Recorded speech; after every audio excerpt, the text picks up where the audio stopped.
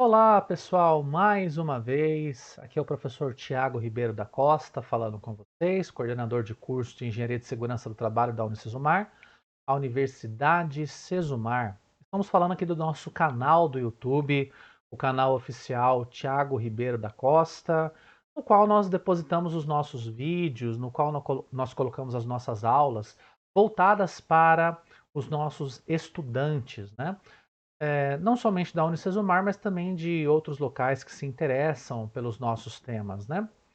Meus caros, essa é a última etapa, é o último vídeo de hoje, dia 26 de agosto.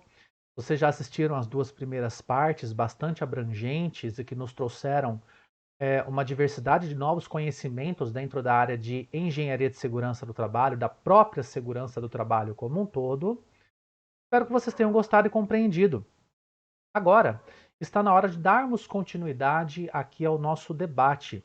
E até o finzinho do segundo vídeo, a gente estava discutindo sobre o caráter de transversalidade de algumas normas que nós já estudamos.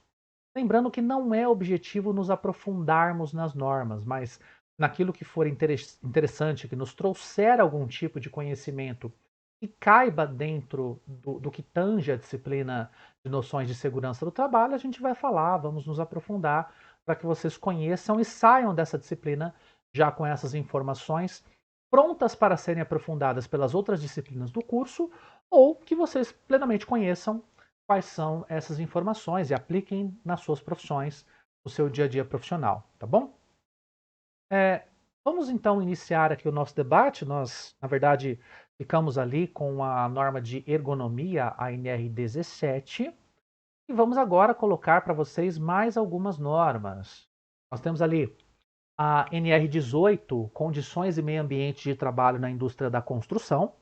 Essa é uma norma que é muito utilizada pelos nossos colegas da área da engenharia civil e lida basicamente com os canteiros de construção das obras civis, geralmente prédios, casas e até mesmo construções públicas, né, de caráter maior, quando a gente pensa, por exemplo, em barragens, aquedutos, quando a gente pensa em rodovias, também nós temos ali muito daquilo que é aplicado dentro dos canteiros de obras ligado ao NR18, né?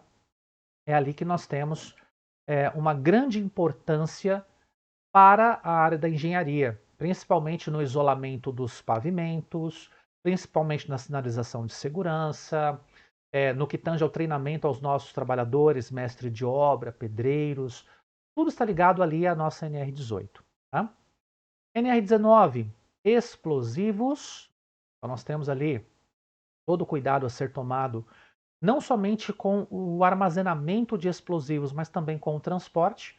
E vale dizer que a lida com estes explosivos constitui-se como um trabalho perigoso, abordado também pela NR16. A NR20, líquidos e combustíveis inflamáveis. Né? Nós temos ali também uma norma que lida com alguns trabalhos perigosos. A NR21 trabalha a céu aberto, é uma norma bem curtinha, que foi até revisada recentemente em alguns aspectos, mas ela lida, por exemplo, com o fato de fornecermos aos nossos trabalhadores um ambiente para que eles possam almoçar ou se alimentar, um ambiente sombreado para o seu descanso e banheiros higienizados para que eles possam trabalhar. Então, por exemplo, quando a gente considera um trabalho, até mesmo na construção de rodovias, né, é um ambiente aberto. Então, nós percebemos que existem os ônibus que transportam os trabalhadores e estes ônibus eles são adaptados com uma cobertura, são adaptados com bancos, para que os trabalhadores possam se assentar por ali, possam se alimentar, possam descansar um pouco e eles possam retornar ao trabalho e também ter uma completa higienização das suas mãos, né, para que eles possam lavar a mão direitinho, para que eles possam usar o banheiro, né, sempre com muita dignidade, sempre com muito conforto aos nossos trabalhadores. Tá? NR22, essa é uma das mais importantes, e ela traz para a gente um novo conceito. É um conceito de uma comissão interna de prevenção de acidentes específica ao caso. Nós até agora conhecemos a CIPA, não é? Comissão Interna de Prevenção de Acidentes. Só que a NR22 assim como a NR31 e outras, né, possuem as suas CIPAs específicas, pois os trabalhos são bastante específicos. No caso aqui da NR22, nós temos um grande papel da CIPAMIN, Comissão Interna de Prevenção de Acidentes na Mineração. Em termos de composição, ela difere um pouco da NR5. Em termos de conhecimentos e treinamentos, também apresenta diferenças frente à NR5. O trabalho na mineração é um trabalho que exige certos cuidados, né? Muitas vezes nós lidamos com máquinas que são muito grandes, nós lidamos com ambientes que possuem uma temperatura muito alta, que possuem deficiência de oxigênio, que possuem deficiência de luminosidade. E os trabalhadores lidam com essas condições perigosas, né, para a execução do seu trabalho. Tudo na obtenção, às vezes, de minério de ferro, na obtenção, em alguns casos, de pedras preciosas, de minerais também preciosos. Então, nós temos todo um contexto diferenciado que faz com que nós tenhamos uma CIPAMIN, não uma CIPA mais genérica, né? Nós temos também, como algo muito importante, a NR23, proteção contra incêndios. Nós já chegamos a comentar sobre essa NR, isso em um dos vídeos que nós produzimos. É uma das NRs que mais depende de normativas, porque ela por si só não traz todas as possíveis definições ou necessárias definições para que nós possamos trabalhar adequadamente. O que nós temos ali, basicamente, é a questão da distância dos postos de trabalho para uma saída de emergência, as normas, né, as regras para que nós tenhamos a saída de emergência, pontos de encontro, dispositivos para combate a incêndio. Ela fala um pouquinho sobre extintores, sprinklers, mas não muito detalhado. Então nós precisamos de normativas que nos ajudem a entender e a trazer equipamentos com especificações mais adequadas para os diferentes tipos de empreendimentos que nós temos. Seja uma indústria com muitas máquinas, seja um escritório, seja um ambiente confinado. Então nós temos ali algumas situações que são exploradas pela norma e outras pelas normativas. Tá? NR4, ou desculpe, 24, condições sanitárias de conforto nos locais de trabalho. Bem curtinha também, ela só estabelece algumas questões ligadas ao conforto dos trabalhadores, a locais de descanso, mas basicamente isso também é abordado em outros locais, né, em outras normas. Resíduos industriais também é bem curtinha, estabelece a sinalização e disposição ligada aos resíduos industriais, de que maneira nós devemos lidar com tais resíduos. Sinalização de segurança, NR26, é também uma norma muito importante, porque estabelece para nós o conceito de sinalização vertical, o conceito de sinalização horizontal e colorimetria. Sinalização vertical, para quem não está acostumado com o termo, é a sinalização que é imposta, por exemplo, em paredes ou placas. Até mesmo por meio das placas em paredes, né? Podem ser placas solteiras penduradas em postes, ou em suportes próprios, ou mesmo nas paredes. Se você estiver numa empresa, por exemplo, note que uma sinalização vertical é aquela que indica, por exemplo, onde que está a saída de emergência. Ou é aquela que indica, a partir desse ponto, utilize EPI. E diz para você qual é o EPI, logicamente. Né? Nós temos protetores auriculares, as máscaras, os capacetes, tudo aquilo que nós discutimos lá na norma regulamentadora número 6, tá bom?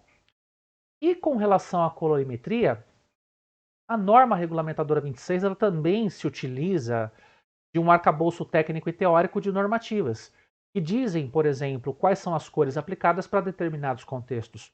O que seria, por exemplo, uma cor de esgotamento, uma cor de tubulação de água, uma cor de tubulação de água de reuso, o que é uma sinalização de alerta. Então, todas as cores estão presentes ali na NR26, assim como nós temos também todos os princípios para sinalização horizontal. E a sinalização horizontal geralmente está presente no chão de fábrica mesmo, para a gente poder delimitar uma área de uma máquina, para a gente poder delimitar a área de circulação de máquinas de carga, né, no caso das empilhadeiras, área de circulação de pessoas, faixas de pedestres, indicações de ordem geral, do tipo, aqui é o ponto de encontro, quando nós criamos um plano de contingência e um plano de fuga dos nossos trabalhadores, né? Nós temos ali um ponto de encontro dos trabalhadores, onde a sinalização vertical e horizontal apontam para que eles cheguem naquele ponto e de lá saiam com segurança, evacuando a área, né? Temos ainda a NR27, que para nós está colorida aqui em vermelho, vocês estão vendo. Registro profissional do técnico de segurança do trabalho junto ao Ministério do Trabalho. Não há mais esse registro, não é mais responsabilidade do MTE, e sim do CREA. Fiscalização e penalidades. Pessoal, a fiscalização e as penalidades é uma área bem interessante das normas regulamentadoras, e essa aqui seria a nossa última norma regulamentadora das normas mais antigas. Essa norma de fiscalização e penalidades, ela é bem fácil de entender. Tá? Ela delimita qual deve ser a penalidade sofrida pela empresa e pelo empregador e não segue determinado item de uma norma, que se aplique, logicamente, ao seu contexto. Até porque, se eu estiver trabalhando numa metalurgia, não adianta de nada eu aplicar algum dispositivo da norma 22, que fala sobre mineração. Não tem lógica fazer isso. Então, vamos supor, uma determinada empresa, ela tem 500 trabalhadores e é uma metalúrgica, empresa metalmecânica. Essa empresa dispõe de 2 técnicos de segurança do trabalho, cada um ocupando 8 horas por dia, né? Em 2 turnos diferentes. Só que a empresa foi flagrada trabalhando num terceiro turno desguarnecida de um técnico de segurança. E ela tem que ter o técnico de acordo com o quadro 1 da NR4. Isso, então, implica em uma não conformidade. Todas as não conformidades das normas, elas são anotadas. Vocês podem, inclusive, fazer esse exercício. Abram uma norma regulamentadora, pode ser no livro da Atlas, no livro de qualquer outra editora, pode ser na internet, baixa o PDF lá no site do ENIT, que você já tem acesso, www.enit.gov.br, ou simplesmente busquem no Google. Por exemplo, norma regulamentadora número 4, SESMIT. Você vai ter acesso ao PDF dela, e do ladinho do item que diz que nós temos que ter um técnico de segurança do trabalho com carga horária de 8 horas, nós temos um código. Esse código está presente lá na norma regulamentadora número 28. E em cima desse código, nós temos um nível de gravidade da infração. A depender do nível de gravidade da infração, nós temos um quantitativo em UFIRS, que são as unidades fiscais de referência, que vão me dizer qual vai ser a multa que eu vou levar caso eu não acerte essa situação, caso eu não conserte aquilo que foi encontrado como errado. Neste caso, bastaria contratar um novo técnico de segurança do trabalho e acabou. Né? Existem casos que não dá para a gente resolver tão rápido assim. Né? Então, como que funciona, só para vocês entenderem. Uma empresa, ela recebe um auditor fiscal do trabalho, e esse auditor fiscal do trabalho, ele vem de surpresa. Ele aparece um determinado dia nas nossas empresas, ou ainda ele vem por denúncia. Alguém denuncia lá no sistema da Delegacia Regional do Trabalho, ou até mesmo junto à Secretaria de Inspeção do Trabalho, lá do Ministério da Economia, e essa denúncia desce até a nossa Delegacia Regional do Trabalho. Aí nós temos um auditor nos visitando. Esse auditor vai fazer o relatório, o laudo de análise da nossa empresa e vai descrever quais são as não conformidades. Nisso, nós seremos, entre aspas, tá, processados por meio da Delegacia Regional do Trabalho, é um processo administrativo, no qual nós tomamos ciência do resultado desse relatório e a empresa tem um tempo determinado para resolver essa problemática. Geralmente 30 dias. Após a notificação, são 30 dias para ele resolver essa situação. Passados os 30 dias, Se houve a resolução, cada empresa provar que houve, a própria empresa pode emitir um laudo por meio de um engenheiro de segurança do trabalho, dizendo, olha, a não conformidade estabelecida por meio do laudo de vistoria X 2020 já foi plenamente acertada, já foi plenamente atendida. A Delegacia Regional do Trabalho recebe isso e cabe a ela definir ou não se o auditor fiscal do trabalho vai novamente à empresa para confirmar se realmente aquilo que o engenheiro de segurança do trabalho que fez esta asserção é verdadeiro. Geralmente é verdadeiro, tá? E o auditor não volta porque a gente confia na responsabilização técnica daquele profissional. Até porque, imagine a cena, o auditor fiscal do trabalho foi lá, fez o laudo de vistoria, notificou o dono da empresa que tem uma não conformidade. E de repente esse dono da empresa não resolve essa não conformidade e mesmo assim chama o engenheiro de segurança do trabalho e pede para ele, escuta, ó, faz um laudo aí dizendo que eu já consertei essa situação, comprova com foto, cria alguma coisa aí só para me ajudar, pode ser? Aí, claro que o engenheiro de segurança vai falar, não, não posso, porque estou pondo o meu CREA em risco. Perfeito? Estou pondo meu título profissional em risco.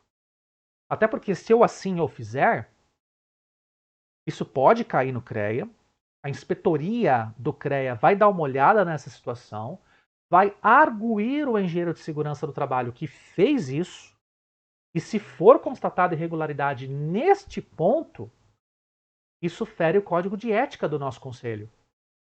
E aí, meu amigo, vai lá para a Câmara Especializada, para a CEAEST, vai ser votado, é um processo de infração ética. Para vocês terem uma ideia, eu como conselheiro do CREA, da primeira vez que eu participei de uma plenária, a plenária começou 2 horas da tarde, foi quase até as 7h30 da noite, né? E aí teve uma fase da plenária que desligou-se as câmeras. Só para vocês terem uma ideia, a plenária é transmitida ao vivo, tá? É lá no canal do YouTube do CREA, no caso o CREA Paraná. Nos outros estados tem uma sistemática parecida, mas considerando o CREA Paraná, que é um dos melhores CREAs do Brasil, isso reconhecido pelo CONFIA, inclusive. As nossas plenárias elas são transmitidas ao vivo e na hora em que nós temos os processos éticos para serem julgados, o próprio presidente pede, ó, corta. Porque ali vai falar de nome de profissional, vai falar da cena que está acontecendo, de qual a infração ética. Então, para evitar a exposição, essa questão de julgamento de processo ético fica interna ao CREA. Tá? Pois bem, então, se por acaso o processo desse engenheiro de segurança do trabalho, que atestou que o empresário acertou aquela não conformidade, mas ele não acertou, se for julgado que houve aí um dolo desse engenheiro de segurança do trabalho em ter assinado, atestado falsamente, criando uma prova pericial falsa, só para salvar a pele do empresário, pode ser que ele tenha a maior punição de todas, que é a cassação do título profissional. Então, meus amigos, é para levar a sério, não tem dessa de, mas eu vou ganhar 10 mil reais para ajudar o nosso empresário. Coitado do empresário, né? Ele foi notificado pela DRT, não tem o técnico de segurança do trabalho. Meu amigo, esquece. Não tem dinheiro que pague a nossa tranquilidade. O bom profissional é aquele profissional que age com lisura, com honestidade de princípios e, acima de tudo, com ética profissional. Se alguém oferecer essa condição para vocês, gente, não aceita, beleza? Não aceita. Não tem dinheiro do mundo que vá pagar a sua tranquilidade, como eu disse. Imagina se seu título for cassado, você vai fazer o quê? Vai ter que trabalhar alguma outra coisa, porque como engenheiro de segurança do trabalho você não atua mais. Percebem? Então por isso que os engenheiros de segurança do trabalho têm essa confiabilidade. O pessoal da DRT, da Delegacia Regional do Trabalho, né? Eles confiam que um laudo produzido por um engenheiro de segurança do trabalho independente, um auditor, que atesta que aquela situação verificada pelo auditor fiscal do trabalho já foi acertada, já é um problema concluído, a DRT só cabe aceitar. A não ser que nós estejamos falando de uma empresa que tem muitos problemas junto ao Ministério da Economia. Muitos problemas junto à Secretaria de Inspeção do Trabalho. Aí vira e mexe tem um auditor por lá. Pode acontecer. Bom, um outro ponto dentro aqui da nossa NR28 que é importante também de vocês conhecerem, né? Como vocês agora já sabem, cada itemzinho da norma tem um código. Esse código corresponde ao mesmo código presente lá na norma 28, e o código que está na norma 28, dentro do quadro, né? Nós temos um quadro na norma 28 que contém todas as normas, da 1 a 37, menos as revogadas, logicamente. E por lá, esse código de não conformidade, ele corresponde a uma gravidade de não conformidade e, por sua vez, isso corresponde a uma multa calculada em UFIRS, Unidade Fiscal de Referência. Se vocês procurarem qualquer literatura sobre o termo UFIR, vocês vão encontrar que o FIR já não vale mais. Já é revogada, quer dizer, ninguém mais usa o FIR para nada. Mas as normas regulamentadoras classicamente trabalham com as UFIRs para cálculo de penalidades. Então, nos cabe encontrar qual é o valor da UFIR praticado, até porque tem alguns estados que ainda praticam isso. O último cálculo que eu fiz estava por volta de R$ 2,76 ou R$ 3,06, não me lembro exatamente qual é o valor da UFIR, tá? Mas digamos que você faz ali o cálculo de quantas UFIRs a tua empresa vai ter que pagar, mediante as não conformidades observadas nas normas, e aí a empresa paga a multa caso ela não tenha acertado o problema, as não conformidades. Ela tem um prazo para acertar e deve justificar este acerto. Deve arrumar a casa, podemos dizer. Se caso a DRT não receber nada da empresa no tempo vigente, aí a multa é lavrada. É mais ou menos o mesmo conceito que nós temos quando a gente leva uma multa de trânsito. A gente é notificado primeiro, nessa notificação nos é dado um tempo para apresentar ao condutor, ou alguma justificativa que seja. Se esse tempo for passado e nada for feito por parte do infrator, ou do suposto infrator, ele se torna de fato o infrator. E aí a ele é imputada a multa, a qual ele tem que pagar, não tem muito o que se fazer. Tá bom? É o mesmo conceito, só que aqui é aplicado à segurança do trabalho. Perfeito? Vamos adiante então? Dando continuidade aqui ao nosso debate, nós temos as novas normas, né? Da norma 29 em frente, nós chamamos de neonormas ou novas normas. A 29, a 30, a 31 até a 37 são normas dos anos 2000, tá bom? Normas do século 21. Elas foram criadas dentro de um contexto, como eu havia explicado para vocês, no qual exigia-se maior especificidade. Aquilo que eu contei para vocês lá na aula ao vivo da sexta-feira, lembram? Comissão Tripartite Permanente Paritária? Pois é.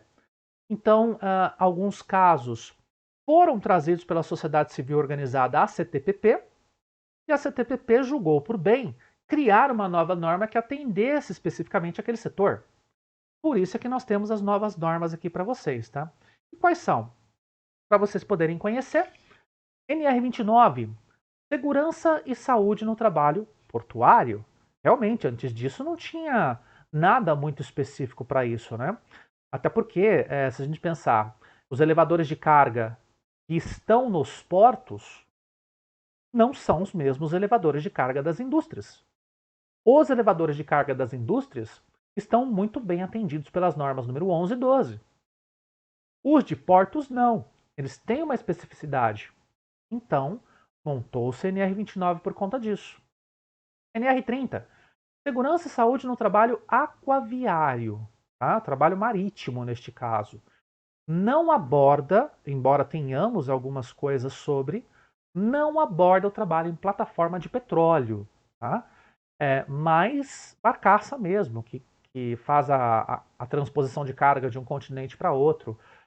Por exemplo, barcaças de carga a granel, carga agrícola, carga de containers, né? Nós temos todo um trâmite de trabalho que merece a atenção e que mereceu a atenção do Ministério do Trabalho. Agora, vejam que interessante, né? Aqui é mais uma questão de gestão que nos cabe refletir. Se a empresa tem sede no Brasil, ela tem que respeitar as normas brasileiras, perfeito? Se é um exportador brasileiro que tem a sua própria frota marítima, esse exportador com a sua frota precisam respeitar as normas de segurança brasileiras. Agora, se for um operador logístico que tenha os seus barcos e os seus funcionários, mas que não constitua, melhor dizendo, uma filial aqui no Brasil, é mais ou menos assim. Nós temos a barcaça estrangeira que ancora no nosso porto, né? Trabalhadores todos estrangeiros.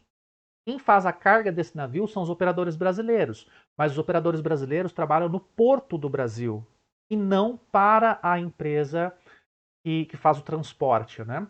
Então ela não precisa obedecer às normas brasileiras. Temos muitos navios chineses, navios taiwaneses, vietnamitas. Os asiáticos são realmente a maioria, né, nesses trabalhos aquaviários. Então eles precisam seguir normas regulamentadoras ou que sejam leis sobre segurança do trabalho deles, ou em nível internacional, definidos pela OIT também, né?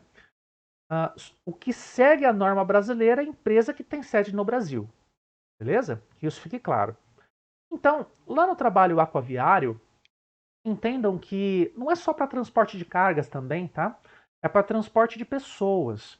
Esses cruzeiros, né, de empresas que são sediadas aqui no Brasil, transporte de cabotagem, tudo isso segue a NR30, tá bom?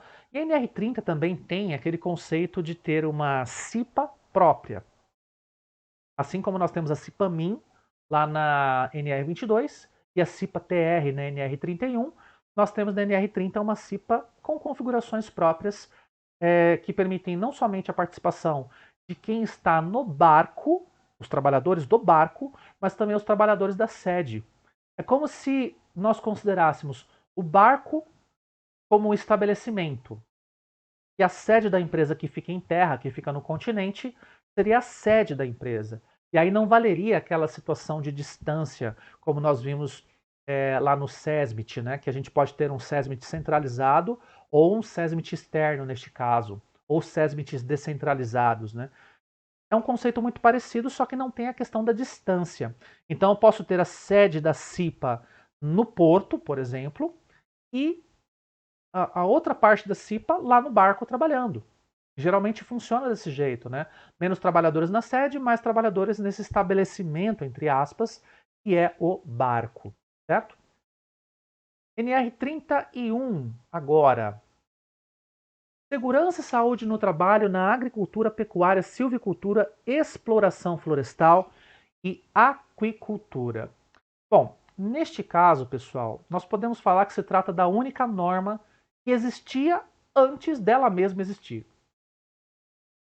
E? Existia antes dela mesma existir? Mas como assim, professor? Não entendi nada. Bom, é assim.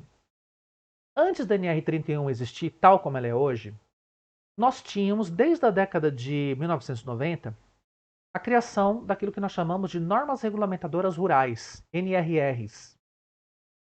Tínhamos da 1 a 5. E essas NRRs abordavam, de certa maneira, algumas questões-chave, como a relação de um SESMIT, que neste caso é o SESTR, e da CIPA, que é a CIPA-TR, ou seja, Serviços Especializados em Engenharia de Segurança e Medicina do Trabalhador Rural, ou do Trabalho Rural, melhor dizendo, e também a Comissão Interna de Prevenção de Acidentes do Trabalho Rural, CIPA-TR e SESTR, com as delegacias regionais do trabalho. Também nós tínhamos, por meio de uma NRR, toda a questão de aplicação e armazenagem de agrotóxicos, a lida com as máquinas agrícolas. Então nós já tínhamos alguma coisa pré-existente à norma regulamentadora número 31. Ocorre que em 2008, quando nós tivemos a criação da NR31, as NRRs desapareceram. Elas não mais tinham função. Elas foram revogadas, todas elas, para dar espaço para a NR31, e foi, logicamente, mais abrangente, né? Principalmente no sentido do dimensionamento da CIPA-TR, considerando que nós temos um número de trabalhadores volantes, né? Famosos safristas, de modo muito elevado, né? Eles aparecem na época de safra, não tem mais utilidade, acabou a safra, eles migram para outro local para fazer safra para outro empregador, né? E o conceito de dimensionamento da CIPA-TR é o mesmo da CIPA normal. É o número médio de trabalhadores do exercício fiscal anterior que vai definir qual é o número de representantes do empregador e de representantes dos empregados. O número de efetivos e o número de suplentes. Certo? Só que a diferença é que na CIPA-TR nós não temos a questão da estabilidade, porque a gente não sabe exatamente se aquele trabalhador que vai participar da CIPA-TR ele é um temporário ou safrista ou se é um empregado da minha propriedade rural, do meu estabelecimento rural, da minha empresa rural. Tá? Então, existem os condicionantes. Né? Na CIPA-TR só pode ocupar mandato quem não é temporário, quem é trabalhador efetivo.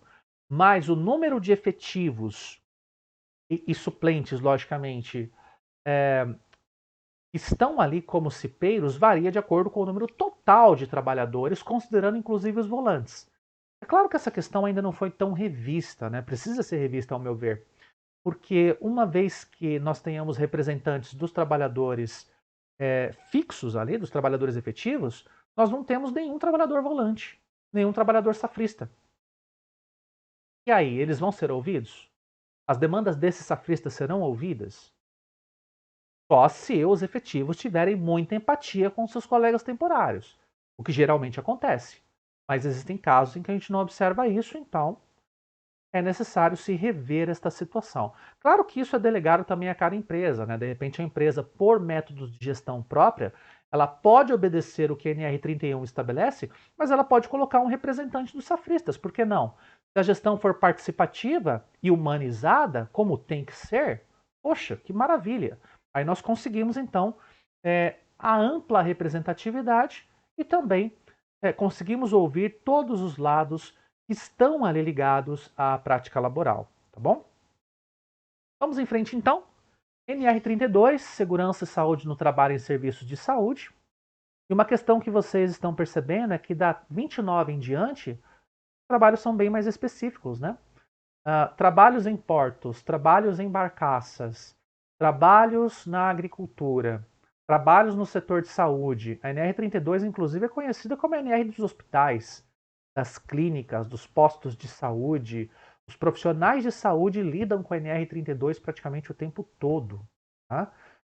E exerce grande importância, logicamente, o médico do trabalho, o enfermeiro do trabalho, mas, acima de tudo, também o próprio engenheiro e o técnico de segurança do trabalho, né? A gente tem vários hospitais aqui da região que contam com um técnico de segurança do trabalho residente ou com um engenheiro de segurança do trabalho residente, dadas as especificidades do trabalho em área de saúde. Tá? Mais adiante, temos a NR33, Segurança e Saúde nos Trabalhos em Espaços Confinados, e essa é uma norma muito legal. É uma norma que aborda um tipo de trabalho que tem que ser muito preparado para trabalhar, tá? Você que está me assistindo agora, sabe o que é um espaço confinado? Pensa um pouquinho. O espaço confinado, gente, talvez seja um dos espaços em que as condições de vida do trabalhador sejam as mais restritivas possíveis. Por quê? Se a gente parar para pensar, é um ambiente com deficiência em luz, é um ambiente com deficiência em oxigênio, é um ambiente que não tem uma fuga fácil caso nós tenhamos algum tipo de problema, que nós precisemos sair dali com rapidez. E é um ambiente, por vezes, com temperaturas muito elevadas, com vibração muito elevada, com ruído muito elevado. Para vocês terem uma ideia, um silo agrícola é um espaço confinado. Tá? Esses silos que nós temos nas rodovias, que vocês conhecem muito bem, com aquele formato cilíndrico, né? Necessariamente nós temos trabalhadores que precisam adentrar a estes silos. Por quê? Ou eu preciso fazer uma análise estrutural das paredes do silo, que são paredes metálicas, mas sofrem com fadiga, de acordo com o tempo, de acordo com a temperatura, de acordo com a umidade, a própria capacidade de contração do metal, né? Então, temos que avaliar. E aí, o profissional adentra naquele ambiente e tem todas essas restrições e faz a vistoria com equipamentos específicos. Ou, na pior das hipóteses, é um profissional que está executando a limpeza desse ambiente. Porque nas paredes do silo, o silo como é uma espécie de armazém que promove também a aeração dos grãos, por vezes nós temos muitos grãos grudados nas paredes dos silos. Então nós precisamos eventualmente limpar, desencrustar, né, essas paredes com varas metálicas ou outros dispositivos. E eventualmente essas paredes de grãos elas podem decair sobre o trabalhador. Ou ainda, quando nós temos o caso de resgate dentro de espaço confinado. E tem um trabalhador ali que ele entrou no silo para fazer um determinado serviço, de repente ele caminha sobre os grãos, o que é algo proibido, sem ele estar, logicamente, com cinto de segurança, calabarte linha de vida, e sem ter a presença da pessoa que está nos vistoriando, né? A gente trabalha sempre em duplas nesse tipo de espaço confinado. Então, de repente, ele é engolfado. O nome técnico é engolfamento. Ele vai ser, digamos, soterrado pelas sementes. Aí, quem nos assiste nunca viu isso acontecer, pode pensar: ah, mas professor, você está falando de semente. São pequenas sementes de soja, pequenas sementes de feijão, pequenas sementes de milho que vão ficar sobre a nossa cabeça. Então é facinho fazer esse movimento aqui que eu estou fazendo com as minhas mãos e tentar alcançar um ar. Vai pensando, não é não. A gente imagina ainda que a coluna de sementes que se encontra abaixo de nós, se a gente estiver pisando, né, nessa coluna, a gente imagina que aqui embaixo é compacto, né? Mas não é. Existem bolsões de ar. E na medida em que nós caminhamos, se a gente caminhar justamente numa área frágil que tem um bolsão de ar aqui embaixo, a gente afunda e afunda de uma vez. E não adianta você ficar tentando nadar nas sementes ali feito um louco, que não vai dar certo. Você vai ser engolido. E quanto menos você percebe, você já está lá embaixo. Se você não tiver a linha, o cinto de segurança, o talabarte, linha de vida, e o teu parceiro de trabalho que está ali de janelinha vistoriando o que você está fazendo e tentando te alçar para cima para te recuperar, certamente você vai ser engolido, vai faltar ar e você vai morrer. Não tem jeito. Tá? Ambiente confinado é perigosíssimo. Alguns cilindros de alta pressão, aqueles trabalhos que os trabalhadores da Petrobras ou outros, né, de outras empresas, quando eles fazem prospecção de petróleo em alto mar, é ambiente confinado. O sujeito tem que trabalhar num ambiente em que a pressão é muito elevada, deficiência de oxigênio, deficiência de luminosidade, tá ali. E o problema mais grave é tem muita gente que volta à superfície e quer fazer os outros trabalhos dele rapidinho. Ah, não, tô bem, vou fazer. Negativo. Os trabalhos em espaços confinados são muito bem qualificados pela norma número 33. Vocês estão vendo aqui na lateral, ó, muito bem qualificados. Todas as práticas de descompressão, todos os cuidados, principalmente com relação à permissão para a entrada ao trabalho. Tais PET. A gente não pode entrar num ambiente confinado, num espaço confinado, sem ter essa permissão, sem ter os preparos, sem ter os EPIs adequados, sem ter o supervisor do seu trabalho. Então, como nós não tínhamos isso muito bem caracterizado nas normas anteriores, eis que nós temos agora isso muito bem caracterizado na NR33. E, aliás, eu sugiro que vocês se especializem nela, porque grande parte dos nossos trabalhos que são executados por aí tem um pouquinho de espaço confinado. A gente pode ajudar nesse sentido, né? NR34, ó, é um pouquinho diferente da NR30, tá bom? Condições e meio ambiente de trabalho na indústria de construção e reparação naval. Então nós estamos falando dos estaleiros. Como nós não temos muitos estaleiros no Brasil, eu diria que quem trabalha aqui nesse tipo de indústria vai trabalhar mais concentrado ali no Rio de Janeiro, vai trabalhar aqui no Paraná, vai trabalhar ali no Nordeste, em alguns estaleiros que tem por ali, mas muito mais Rio de Janeiro, né? E ali envolve também muito trabalho em altura, muito de proteção ligada a máquinas, a cabos elétricos, né? Eu até acho, sendo muito sincero, é que a gente não tem, para falar a verdade. Só tem a Embraer, mas a Embraer não trabalha muito com aviões de grande porte, né? Só aviões de pequeno porte, o máximo que ela tem é o E-195-2, né? O que está faltando aqui no Brasil é uma norma regulamentadora que fala sobre construção aérea, né? Mas, volto a dizer, nós não temos um paralelo com a Boeing ou com a Airbus aqui no Brasil. É só a Embraer com aviões de médio porte. Então, de certo modo, o que existe nas outras normas já obedece muito bem, ou já atende muito bem a esse tipo de indústria. No entanto, se a Embraer se atrever a construir aviões maiores, que exijam instalações industriais maiores, ou até mesmo todo um cuidado logístico com peças muito maiores, aí então, de certo, vamos ter uma NR38 sobre esse assunto. Né? NR35 trabalha em altura. Este trabalho em altura aqui, pessoal, não é só aquele trabalho... todo trabalho em altura é aquele que considera um trabalho acima de 2 metros do nível do solo. Ok, isso é trabalho em altura. Mas não é só esse tipo de trabalho. Vocês vão de convir que as normas que nós apresentamos até agora, elas até que têm alguma coisinha legal ligada a trabalhos em altura, né? Tem segurança, tem o talabarte, trava-queda, o amortecedor. Temos os dispositivos ali qualificados, né? Na verdade, esse trabalho em altura que eu estou falando é trabalho em altura mesmo. Sabe aquele sujeito que fica lá em cima numa torre de alta tensão, fazendo ligação dos fios, pulando de um fio para outro, chegando onde ele se encontra por meio de helicóptero? É esse trabalho à altura que eu estou falando. Aquele sujeito que vai para cima lá das torres de celular, né, para fazer o conserto dos transmissores, o ajuste dos transmissores. É esse trabalho que eu estou falando. Trabalhos que tem lá 15, 20, 25, 30 metros de altura. É mais voltado para isso. Porque para o trabalho em altura, propriamente dito, esse que é mais comum, 2 metros, 2 metros e meio acima do nível do pavimento, a própria norma 12, por exemplo, já tem alguma coisa sobre isso, né? Quando a gente, por exemplo, se encontra num segundo andar de uma máquina, daquelas máquinas mais elevadas, mais altas, né? Que tem 2, 3 andares, é considerado um trabalho em altura também.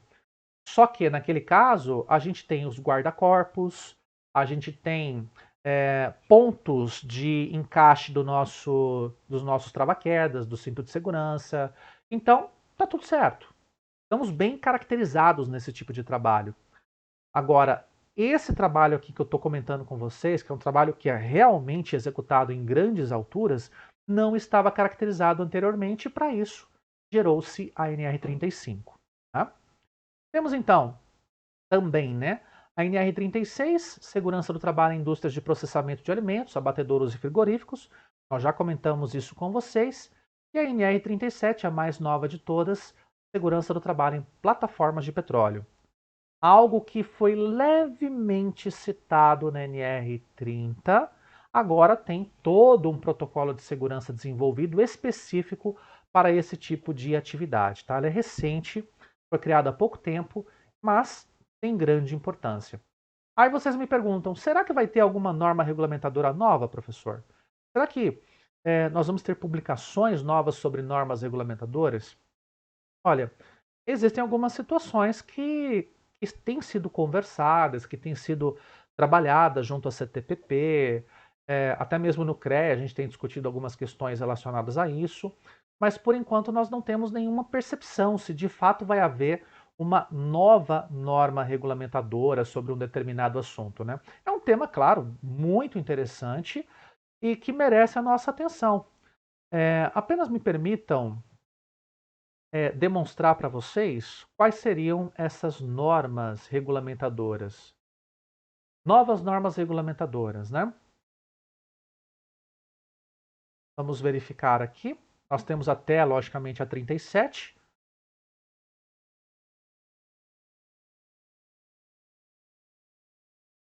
O que seria uma possível NR38, né? Sabe qual que vai ser a NR38?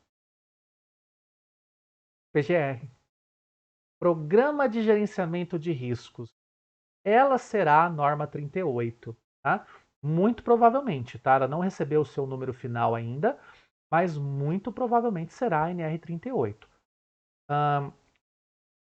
Isso não vai indicar um fim do PPRA, tá? Muito pelo contrário, será complementar. Existem outras normas?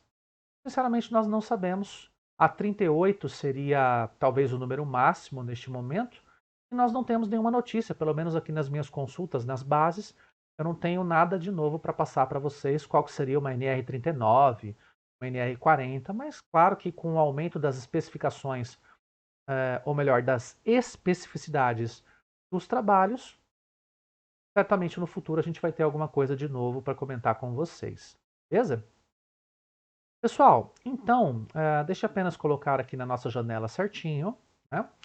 O nosso próximo tema de aula, ele vai ser já dentro da parte 4, né, do nosso trabalho, e a gente vai trabalhar muito mais sobre ferramentas dos profissionais de segurança do trabalho para o controle de riscos ligados à nossa atividade. Porém, os dois primeiros vídeos que nós produzimos hoje, ele já tem 1 hora, esse vídeo já tem 45 minutos, então ele já vai cobrir bem a nossa noite de aulas, tá? De modo que a gente não vai se estender mais, além disso que nós estamos conversando, tá?